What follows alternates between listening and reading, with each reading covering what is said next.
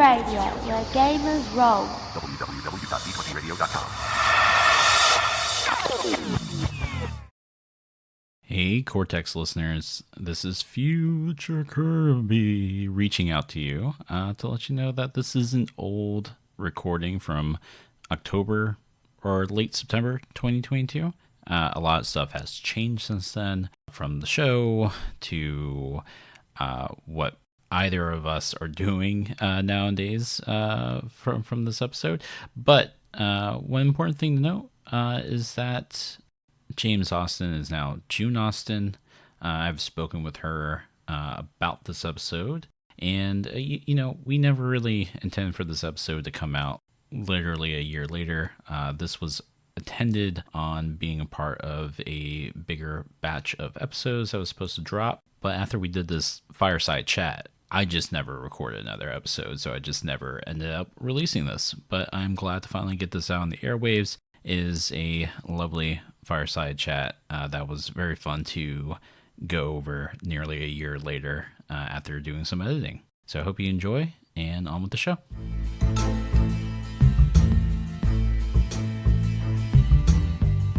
You're listening to Prime by Cortex, a podcast where we talk Cortex Prime mechanics, settings, and ideas. I'm your host, Kirby, and joining me today is James.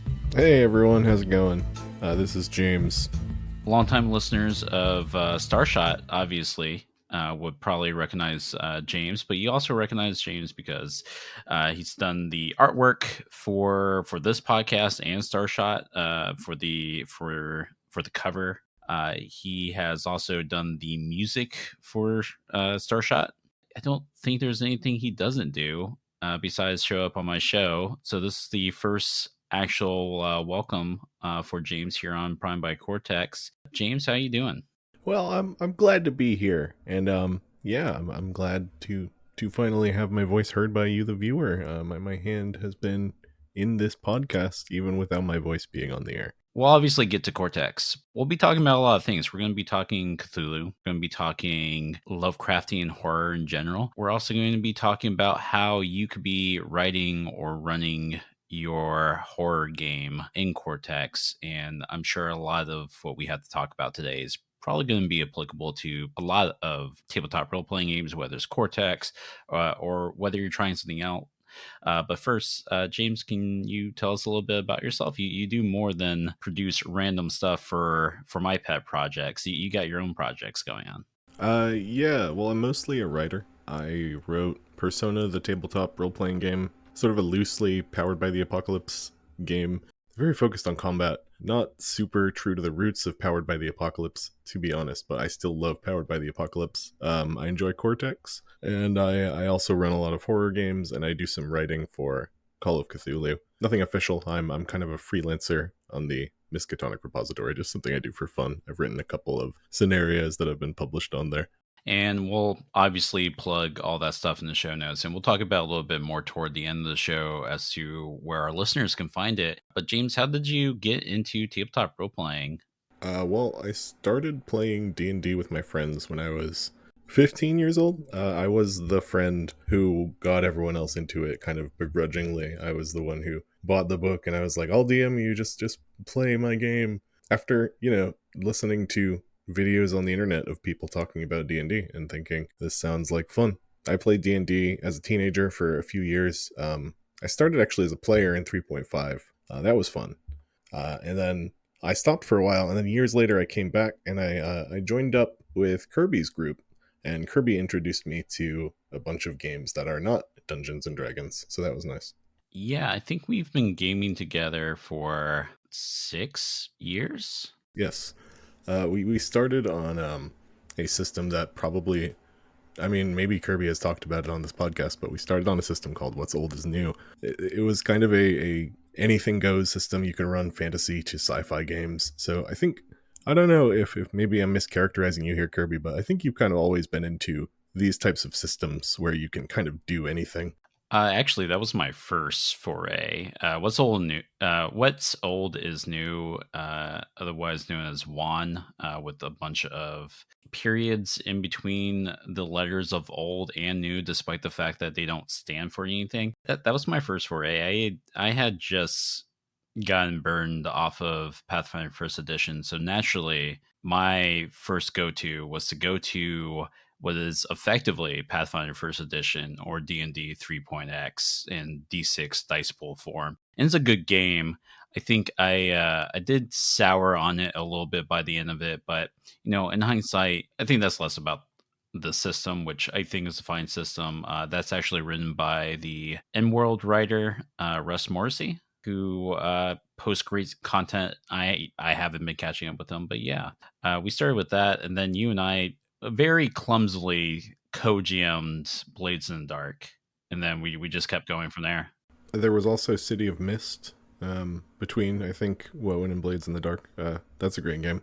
Highly recommend that if you haven't checked it out. At some point, just secretly off to the side, because I think you wrote your first Call of Cthulhu thing before I even knew you were just doing a whole production out of it. What got you into writing your own material, and what kind of material is that? What can listeners expect if they were to look up your stuff? I'm planning on producing more material for Call of Cthulhu soon. The stuff I have up right now is kind of amateurish, honestly. It's just me having fun, basically. It's fun scenarios, not super detailed or in depth or anything crazy. Just basic Call of Cthulhu scenarios. One of them takes place in Maine, and the other takes place in ancient Egypt. But if you're asking about how I got into Call of Cthulhu in general, I would say it started when I was about 12 and I played a GameCube game called Eternal Darkness Sanity's Requiem. That, I think we were just talking about that, because I think you and fellow player Sloth was upset that I hadn't heard of that. Yeah, it's kind of a travesty that you haven't heard of it. It's a classic game. Of course, from there I started reading Lovecraft a few years after that, remembering the game and wanting to get kind of back into that. And then way later, as I was playing tabletop games and hearing about Call of Cthulhu constantly, I finally decided I should check this out. Seems like it would be up my alley. Probably my favorite tabletop game? I don't know. It's hard to pick a favorite, but it's definitely up there.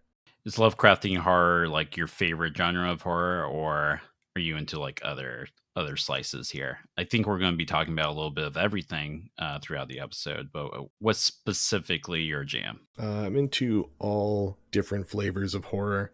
I would say that my favorite type of horror is surreal horror, David Lynch, Twin Peaks, that sort of stuff.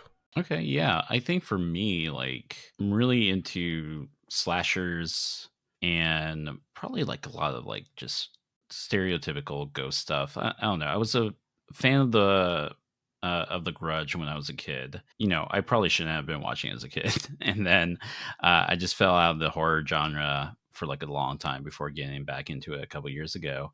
Which actually I would probably attribute two things to me getting back into horror genre, and that's when you ran Call of Cthulhu for us. And the second thing is Haunting of Hill House, that's on Netflix right now. Those are probably the two big things that got me back into horror. Yeah, I haven't seen the show Haunting of Hill House, but I love the book. And there's a lot to be said, I think, for that style of dramatic psychological horror, where the Haunting of Hill House, that could really happen. There are maybe supernatural things happening, but maybe not. Maybe it's all in the character's head. And I think that level of making it plausible in reality makes it scarier. Absolutely. And the book, which I would eventually read after the TV series, is different. I mean, you still have like a lot of the same characters there. The character dynamic is a little bit differently when it gets readapted for the TV show, but they're both just really great works in their own right. Before we talk about Cortex specifically and just pile onto that, we did talk about Call of Cthulhu. Did you have any other horror tabletop role-playing games that you would recommend or that you enjoy? Yes. Cult Divinity Lost is an excellent horror role-playing game with scenarios that are more focused on group dynamic. A lot of Call of Cthulhu scenarios will have pre-established characters with an interesting sort of dynamic already established between them, but not all of them. And that's something that I think Cult Divinity Lost does really well. Very scary. I think it's a German RPG, although don't take my word on that. Very scary, very good RPG. But no, other than that, there's Morkborg, another one. I haven't played a ton of Morkborg. There are not very many horror RPGs out there. Horror is kind of a hard thing to do at a tabletop, I feel. It is, and I feel like a lot of the horror games that I've done, which for the record, like I don't really consider World of Darkness horror. Like even though there's horror elements, you can definitely do a horror game there. When you're mostly playing the monsters, it's hard to really dive into like the genre as a whole, in my opinion. So when I say like I haven't really done too many horror, I'm more thinking like Ten Candles and Dread, both of which I don't think I could ever properly play with you unless we drove up to meet each other because they're very physical games.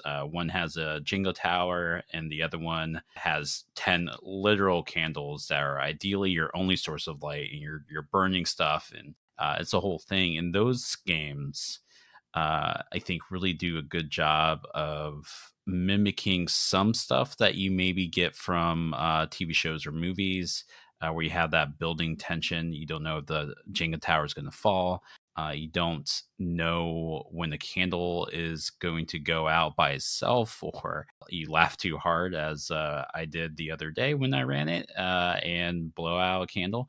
It's a very physical thing. And I feel like that is, I suppose, is not the most growing trend in horror tabletop role playing games, but is a thing that I mostly just see with horror tabletop role playing games. I once had somebody who ran a lot of Call of Cthulhu tell me you should be physically yelling at your players at the table.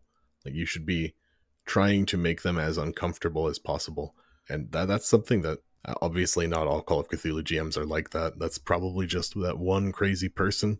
That atmosphere is something that is so hard to establish at a tabletop. The atmosphere of, friendly camaraderie around a table is almost antithetical to the horror atmosphere.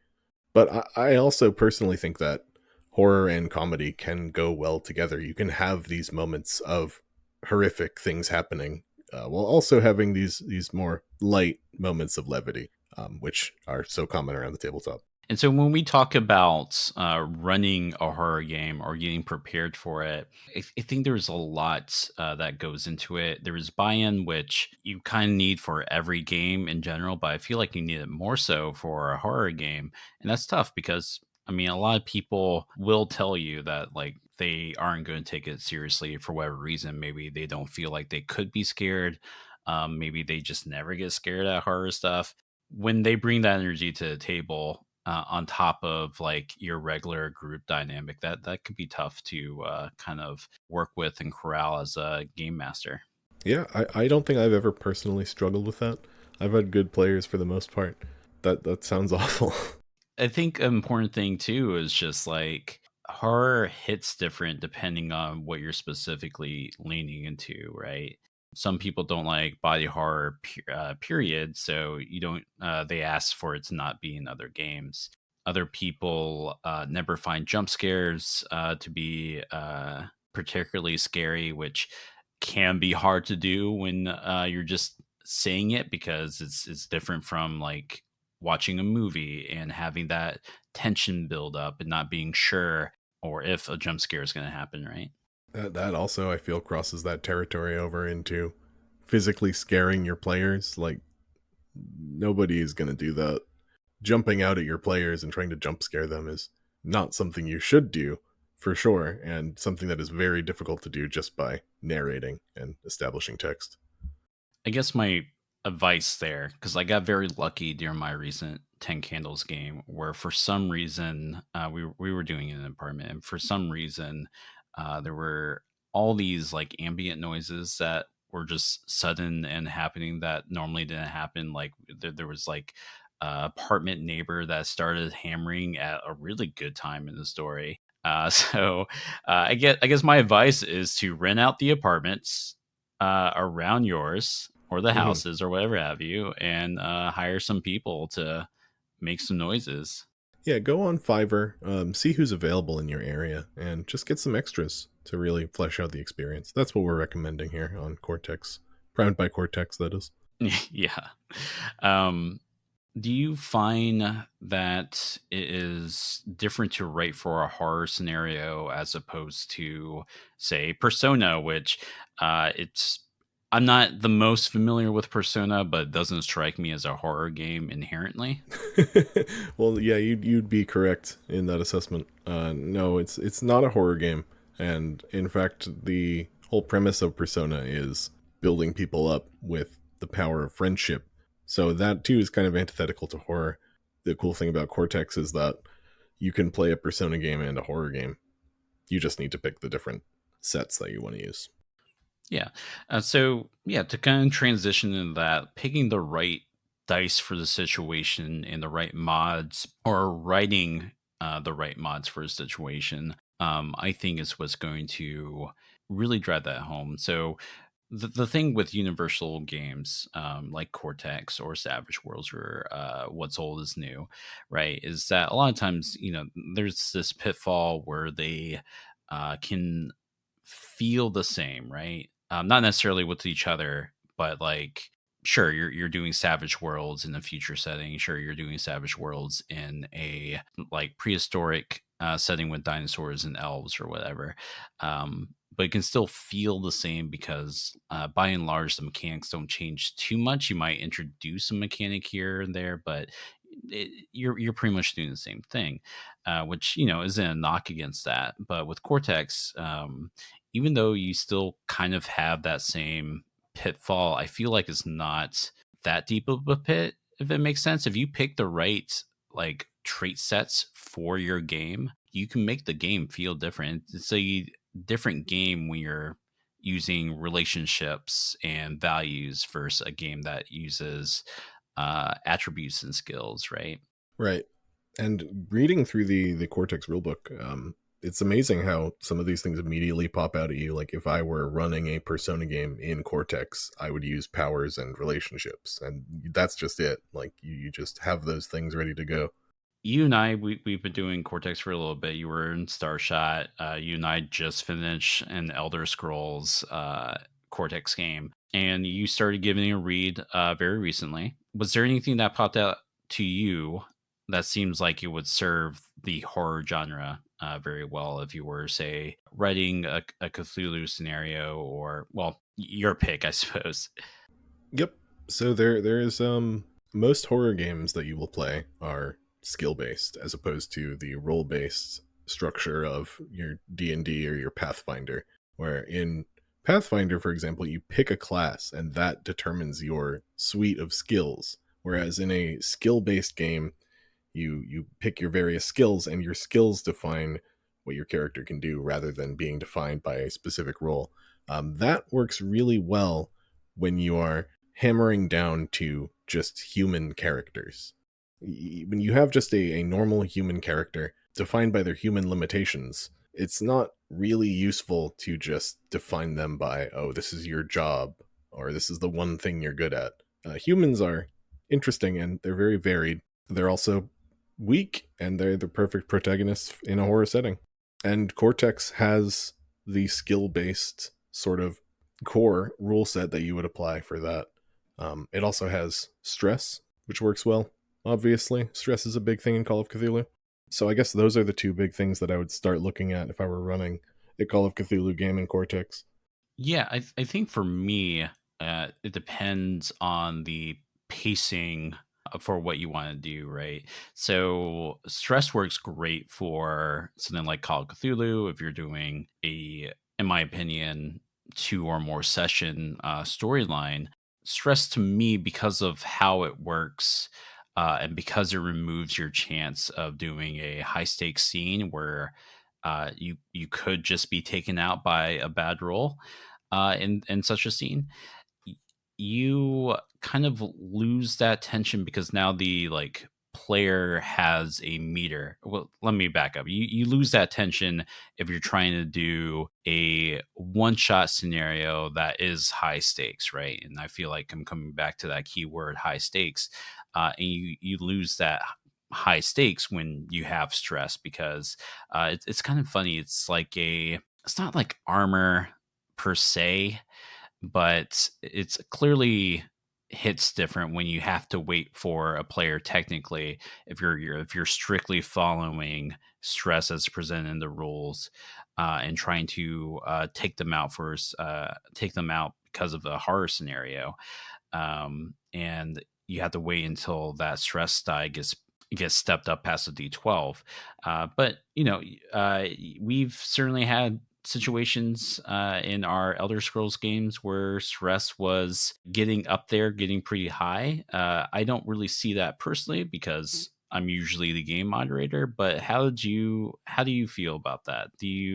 Would you agree with that assessment, or do you think it still plays a nice little role in drumming up the tension? Well, it's funny that you mentioned the role of stress.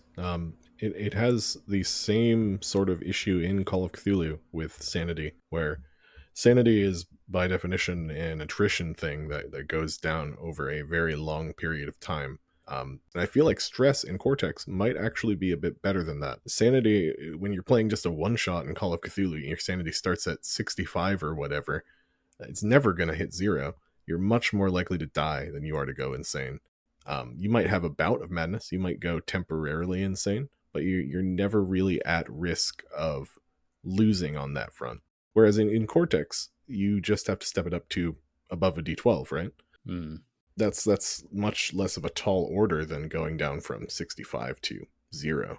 True.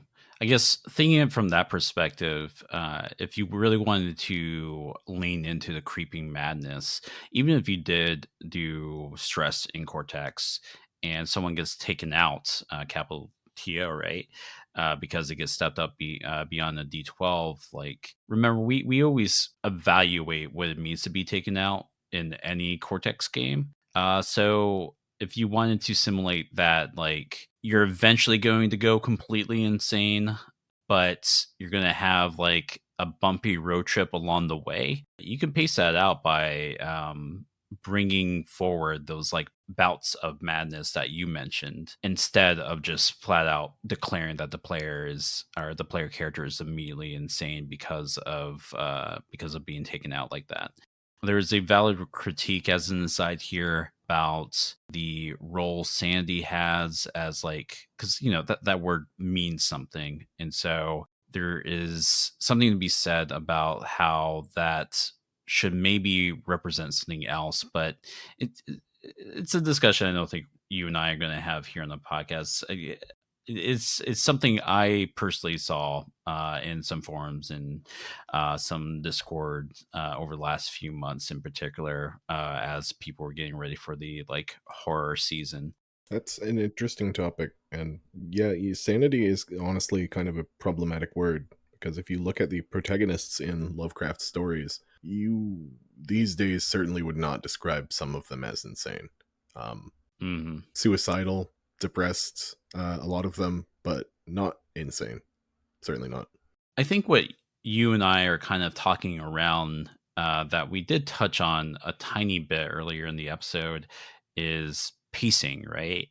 A big theme for horror is pacing, and that pacing can look differently depending on the genre that you're doing. It's different for a slasher versus Lovecraftian versus something else, right? It's something that I really don't know how much insight I can even offer on because it is so variable and up in the air when you're at the table. At your standard table, that's just like player agency, right? Impacting how pacing happens. So suddenly your players are maybe not role playing as much in the situation that you thought, so you wind up going through a session quicker, or conversely, they end up role playing more and having a great time, and you never actually quite hit what you're trying to do. Which can really impact your horror situation because horror as a genre has a certain pacing to it. It's not necessarily formulaic, I would say, but you got to figure out the moments to dial up the tension and dial it down. That's part of the reason why I'm personally not immediately gravitating towards stress on my part, because stress kind of sort of takes that away from a certain perspective. But yeah. how have you found writing a horror situation, and how well it has mapped to pacing at the actual table? Because I know you've play tested yours with the group, and I haven't had the luxury of joining in on any of them, but they sound like they go in wild directions to begin with, and I assume you're just kind of taking it back into the workshop and reworking how the story structure goes. When it comes to pacing for horror scenarios, I really enjoy throwing a big wrench at the players at the very last moment. To me, there's nothing quite as scary as you're about to get away and then something terrible happens or there's a big twist in the plot. I guess that's not scary by its very nature, but that sort of twist keeps people on their toes. Other than that, you really just have to not fudge rolls, but keep in mind that the players in a horror scenario are super weak, and you have to throw things at them that they can handle unless you want them to die. I've had those sessions where a player just wandered off and got killed super early on, and that sucks. But it happens. And I've also had those sessions where they die, but they die at an incredibly dramatic moment, and it's shocking, and everyone remembers it. So you really have to get a feel for it yourself. You will have moments where your pacing is off, and you will learn from those for sure. The way Cortex, other ways Cortex can help or potentially hinder your pacing is a very common thing, at least at my tables for Cortex, are players rationalizing each and every die that they have on their character sheet, which is great. You know, we sometimes it's even necessary to kind of interrogate the fiction like that and talk through what we're thinking as we're putting that dice pool together. So I think for if you're trying to do like a snappy, like one shot horror situation, maybe keep the character sheet simple. It's interesting that you mentioned that too, because I feel like a lot of people, when they're in a super stressful situation, the one thing they want to do is slow down and talk through exactly what's going on. And Cortex is great for that. You can just kind of pick things and roll them and make it fairly quick, but you can also talk through exactly your decision process. If you're not keeping like a simple sheet or there's some spin to it, right, where that prompts players to like talk through it, you got to keep in mind that like part of what makes a horror situation great is just how frantic situations can be, and you don't really want to break that stride spending 5-10 minutes talking through a single player's dice pool. In this regard, like there are other elements of Cortex that I don't think will be that might seem like it's great on paper, but I don't think would help the pacing. Do you recall in Starshot? It's been a while since we've done Starshot, and actually, I just got a lovely compliment on Starshot the other day in the Discord. I swear we're gonna finish it one day, but it's been a while, James, since you and I recorded for Starshot. Do you remember being subjected to the what I call the Doom pool? I remember the Doom Pool, yes. I remember Yeah. we talked a lot about the incredible name of the Doom Pool. The great thing about the Doom pool is that it is a pacing mechanic by itself.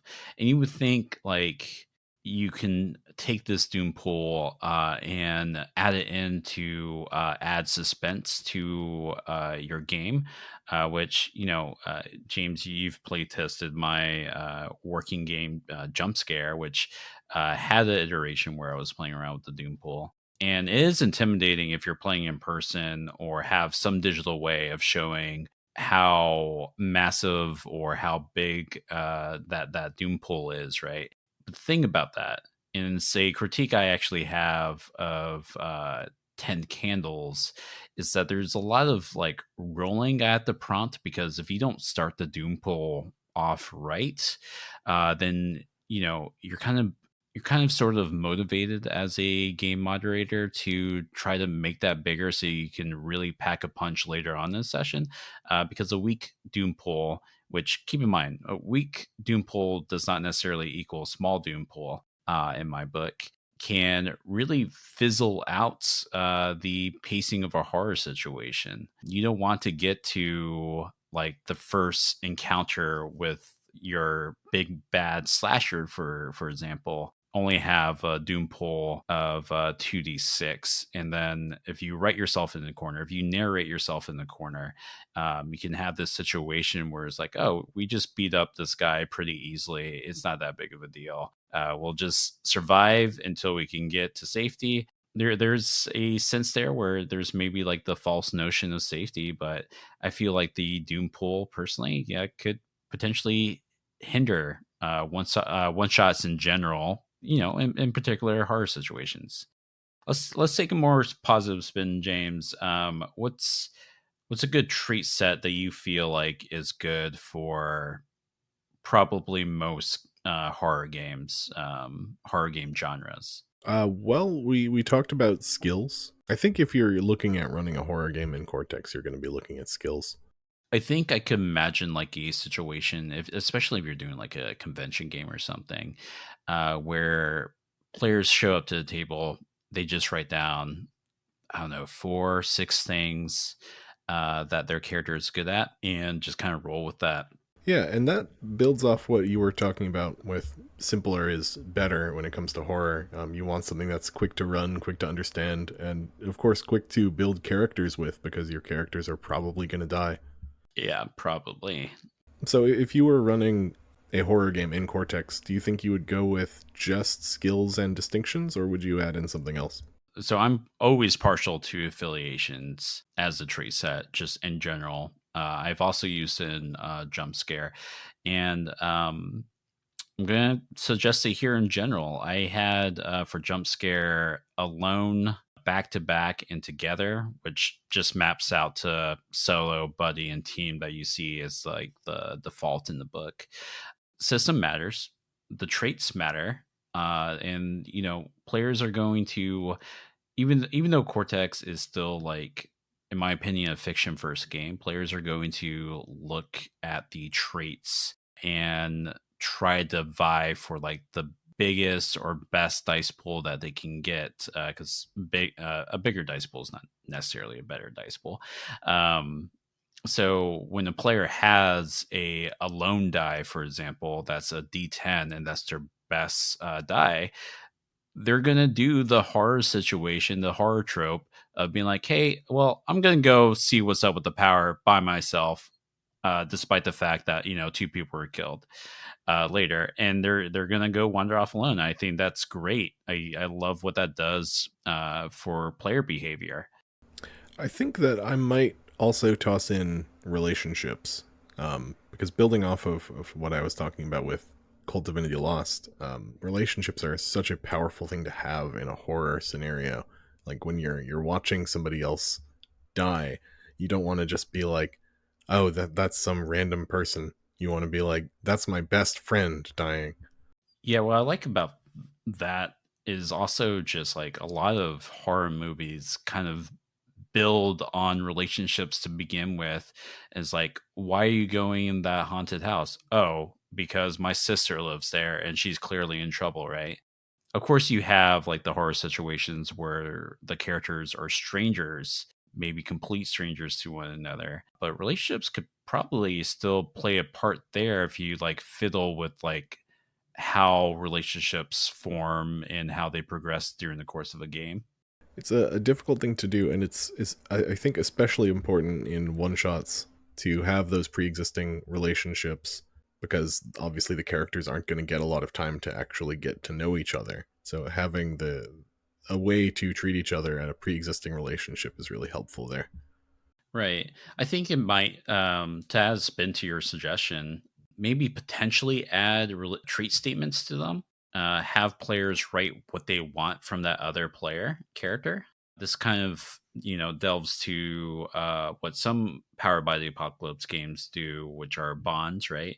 I talked about it just a second ago, but like a player can show up at a table and look at your characters like, you're my kid brother and I have to take care of you. And that situation causes you to start to think about how you're handling a horror situation. It helps with the role playing, right? At a lot of tables, you might already have good role players that like will think about that during the game. But this to me just feels like when you're wondering what to do, whether to press forward through the door by yourself, even though your brother is in the maw of the beast, or to go back and try to save your brother and get him out there. When you're struggling with that, you can just glance down to your character sheet. It's like, oh yeah, this is how my character feels about that.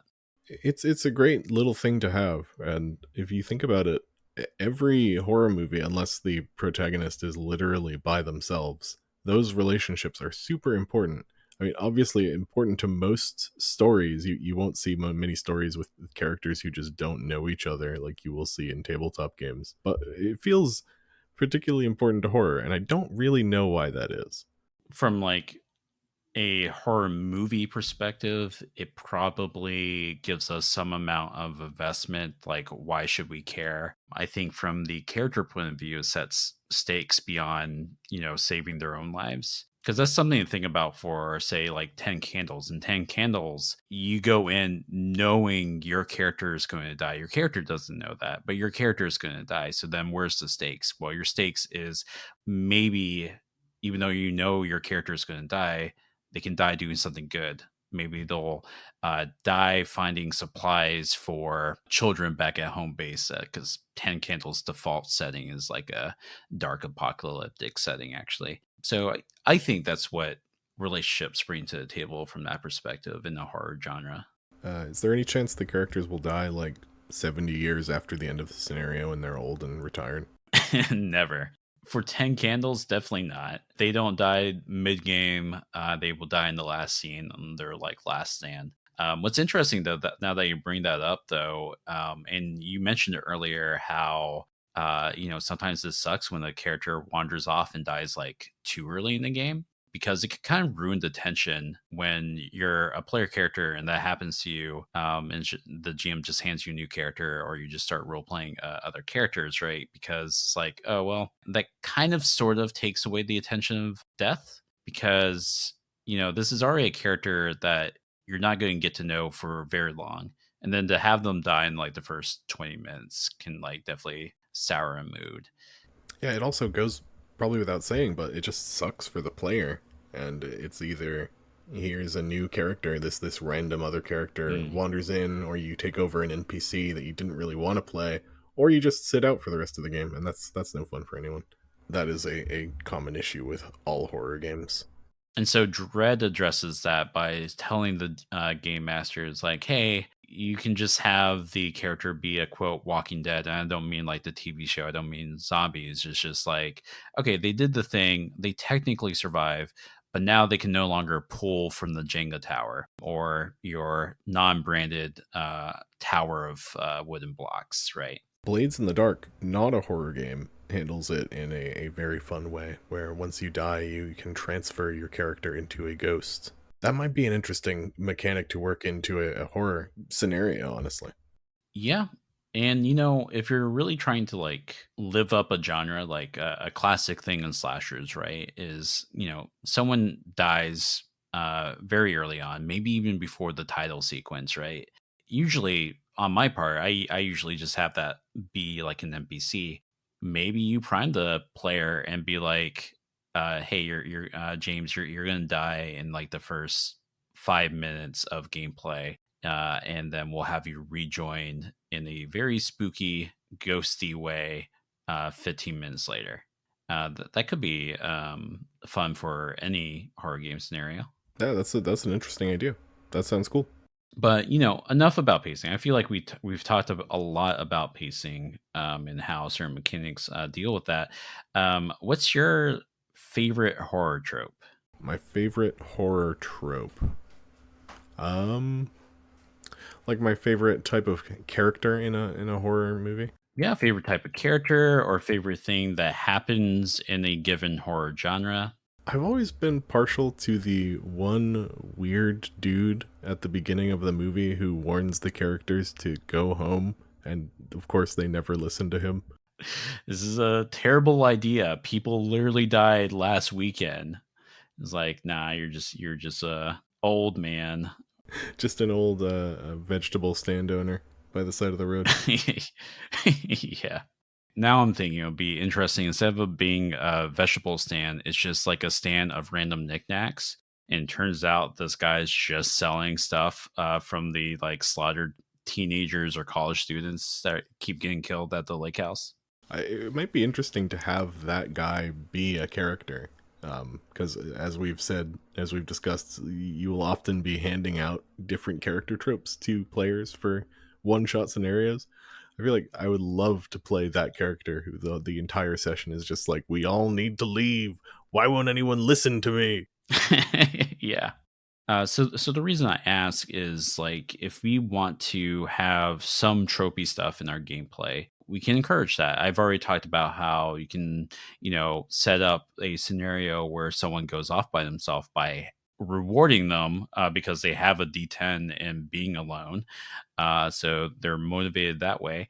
Another way is like, as you said, maybe you give them plot points or a free asset or something because they don't heed the vegetable stand owner's warning, right?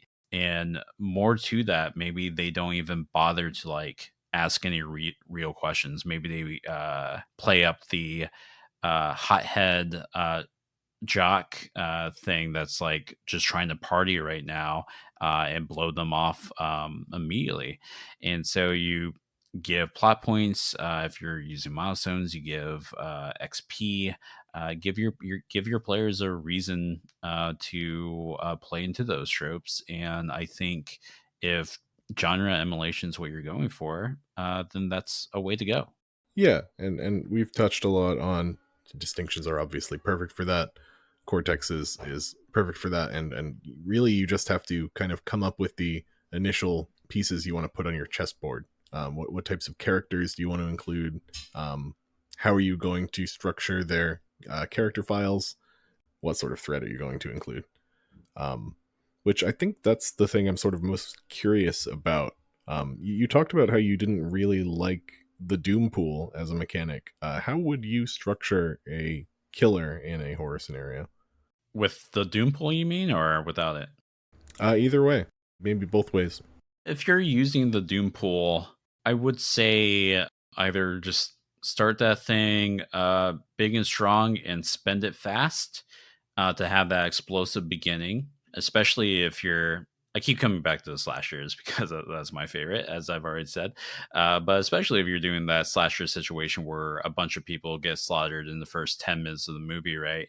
Well, without the Doom pool, you have all the pacing freedom you want from that perspective, but you lose out on the building tension that you get with the Doom pool when you're having players roll. So that's interesting. I would say in general that if I wanted to build tension with a killer without a Doom pool, I would probably set up this situation to have the players color in the blanks and whether that's going to ultimately be true or not. And what I mean by that is like when we watch horror movies or TV series, and I feel like there's a growing number of TV shows for horror genre, a big thing for horror is the vice at least is that, as soon as the players know what they're up against, they've seen it or they've at least learned enough about it.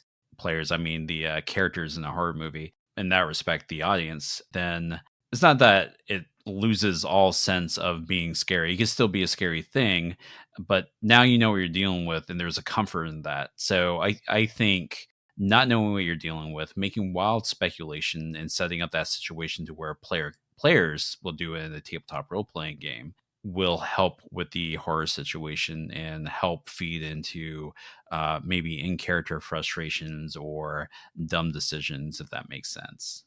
Yeah, I think you hit the nail on the head there. Obviously, when you're working with something you're supposed to be scared by, you don't want to know exactly how powerful it's going to be, and the Doom pool almost kind of ruins that. You want your monster to be in the darkness. You want it to be a surprise, and you don't want it to be something that you can assign a number to. Yeah, actually, that's interesting that you said that. That the Doom pool could ruin that for you. It's like a weird balancing act, right? Because players can see the pool growing, assuming you're playing face to face, and they will know how challenging things are going to be for them, whether you're dealing with the killer or just dealing with everyday task when they see that you have 5d12s, right? And you get that in other games, right? With like, if I was running a horror game for Pathfinder, which, I'm currently running March of the Dead at the time of this recording, great atmospheric writing, really pans into it. But at the end of the day, like for me at least, you're still just fighting stuff, right? And so there's always a panic at those classic games. Don't get me wrong, not to undercut it so much. Whereas like, oh crap, this is scary because it's number wise, pure number wise. Because remember, we're talking Pathfinder here, which I love, but also math. This is scary because I know math wise, I'm likely to die. I don't know. I guess I'm just trying to talk through what it means to have something that's so very clear when, part of what makes horror is the mystery of it all. And I think the Doom poll can inadvertently steal away from that mystery. I don't think it's one of those things where it could never work. I think it probably could work, but it's probably also going to be distracting from you building a story, narrating. If you're thinking about, I have to build this pool up, and also it does take away a bit of tension for the players who can see exactly what's going to be coming up against them. Also, I talked about a tiny bit earlier, but like if you don't properly set your doom pool, you're kind of at its mercy. If you set up too small, whether like literal number of dice or because you're using a smaller size of dice, the moments where you really want to you couldn't just surge forward in a suddenly, oh crap, this is a dangerous situation without artificially maybe potentially making players roll when you might not have if you had like a properly sized like doom pool. But that's not necessarily up to you because you have to feed the doom pool by doing stuff, which is great in other situations, but maybe not great for what we're doing here with a horror game. I do think that there is another sort of side to that coin when it comes to something like a non-traditional type of horror, like maybe environmental horror, or maybe you're dealing with like a plague or something where the consequences are out in the open and you can see it happening. There's this concept called daytime horror where the monster is just sort of out in the open staring you in the face, and it's almost scarier because that's not what you expect, right? You're expecting darkness, you're expecting things to be mysterious and obscured, but sometimes they're not. Sometimes you know exactly how many people are dying, how terrible the situation is, and I think the Doom Pool can be good for that. Kind of like clocks in Blades in the Dark, it can almost kind of reflect an ongoing fictional situation and be descriptive of it. Yeah, I kind of wonder if maybe crisis pools or a limited doom pool would be a good compromise. So for those who don't know, right, limited doom pool basically says like you can still set difficulties as normal. You can optionally use this doom pool on the side to like help out with those difficulties. So I could just, even though I don't have a pair of d8s in the doom pool, I could be like, oh yeah, you're trying to fix your car while Jason Voorhees is like lumbering toward you. I'm going to roll 2d8 for the difficulty, but also I have this small doom pool to the side that's been growing. That has like, I don't know, 3d10. I'm going to spend from the doom pool to do that. So you're not constantly at the whims if you use like the limited doom pool option. Crisis pools kind of like, I don't know if you had a chance to review that in your readings, James, but for players who don't know, crisis pools is what we see in Hammerheads. It is a playoff of doom pools. And it represents a situation that's like meant to be tackled or is like working against you. And Hammerheads, that might be a tsunami, which honestly, that's a horror situation for me being being on the East Coast. Like, I would say for any reasonable yeah, person, yeah. yeah. That might be interesting. Tales of Azadia introduced challenges, which you and I got into a little bit with our Elder Scrolls games. So maybe you can kind of center a scene around that. But if you handle like challenges per the book or do action order, one thing to keep in mind, especially if you're dealing with new players, is believe it or not, like the action order mechanic, which is kind of sort of in the challenge mechanic as well, it's kind of slow. Horror doesn't always feel fair, and that is something that maybe is a bit of a shortcoming of Cortex. You do kind of have to build up to those dramatic consequences, which come so easily in horror. I'm wondering if so the core mechanic is to roll and keep 2 dice. Trying to think about like situations where rolling and just keeping one kind of highlights that, but highlights the idea that like that's not fair, but this is not a fair situation. Maybe that's a good compromise, right? If you're rolling with stress dice, where you lose the high stakes mechanic, that high stakes instead actually changes as a mechanic to, instead of just being taken out on the failed roll, it's a high stakes situation, and this is illustrated because you only get to keep one die for free. You have to spend plot points if you have them to keep more dice. I'll have to play around with that idea. I think that's maybe not the best idea. I feel like I come up with ideas that are questionable here on air on the cast, but yeah. That sounds great to me, honestly. Any way you can impose those human limitations on people in a horror setting, I think adds to it. We have talked a lot today about the horror genre from a lot of different angles, not necessarily from Cortex, although I think we did wind up with a healthy amount of Cortex talk, and was definitely still a Cortex podcast. I promise my listeners. James, our listeners know where to find me. They can definitely find it in the show notes, and we'll definitely put your stuff in the show notes. But you want to give a verbal shout out about where people can find your work, or if and how they can interact with you? All of my stuff is available to download. You can find links at crimsonparcel.tumblr.com. Persona the Tabletop RPG is a free game, so there's literally no reason for you to not check it out. My scenarios cost not much money, not much reason for you not to check those out either. Or if you want, I also do some writing for the video game website dualshockers.com. Just go there and search up my name and you can find some of my wonderful opinions on video games. Yeah, that's about all the time we have. Thanks for listening. We'll catch you next time. Bye.